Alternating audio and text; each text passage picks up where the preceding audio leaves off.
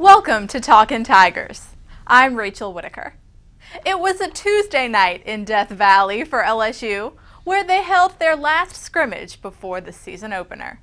So here with me to discuss it all is LSU beat writer Jim Kleinpeter. Jim, good to see you.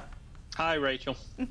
Well, breaking news, Les Miles promises to field a quarterback on September 5th, and the reasons he gave for Brandon Harris leading the race were interesting, that he understands exactly what's going on. Yeah, Les has been incremental in giving us information about this. It's just for a long time he was just telling us that he was taking the first snaps, and then now this is the first time he's really said he's the leader. But that's where Brandon needed to improve. You know, everybody could see, and this is why fans were so frustrated. Fans could see how good he could throw the ball. They could see how fast he could run. You can tell when the two of them play that which one has better talent.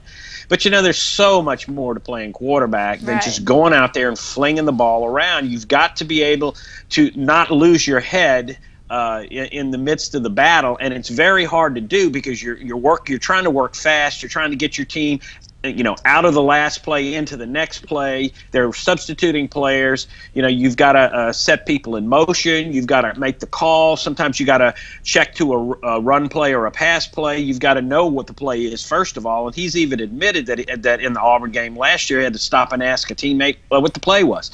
Well, you can't be the quarterback. That's why they yanked him last year and didn't let him play it again. He's a lot better at those nuances.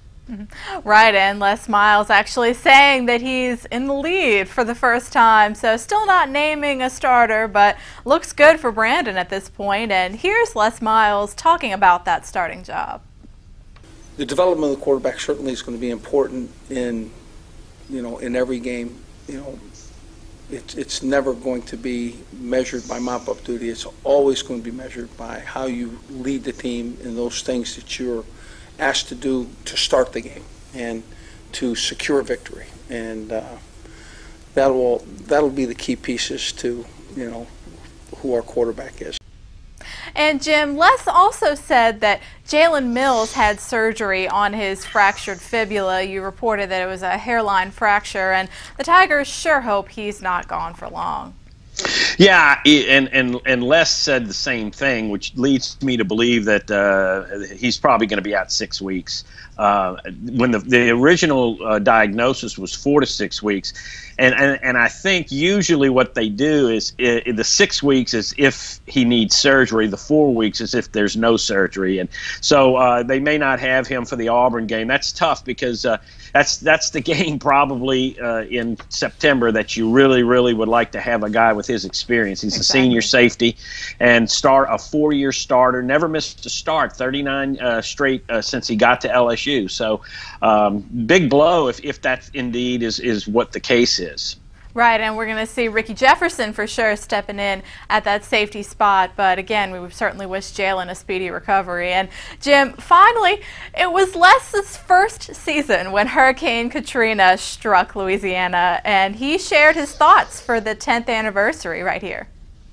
The constant helicopter flight over top of the administration building, over top of our stadium when we were in scrimmaging, landing people from New Orleans onto the track to be in a triage unit in the PMAC. I just want you to know there's no way that I could have anticipated that, or could have our team. In some ways it doesn't seem like it was too long ago, but Jim, you remember where you were when Katrina struck? Yeah, I was there with Les, and it was kind of amazing.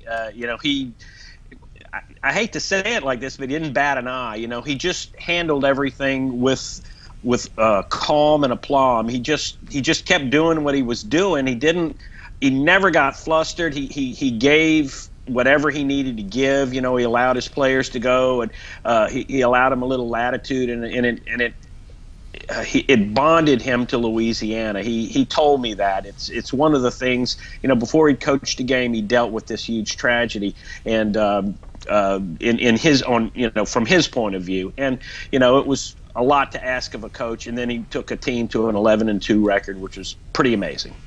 Exactly right. And I know, me being born and raised here in New Orleans, just seeing how really athletics kind of gave everybody that spark that in that time of devastation. It was really good to see, even at LSU with Les Miles. I mean, what a stressful, in some ways, way to start off your first season. But we're going to be talking a lot more about that as the 10th anniversary, I cannot believe it, is this Saturday. And Jim, thank you. Appreciate it. My pleasure, Rachel. And thanks again for watching, everyone. We'll see you on Thursday.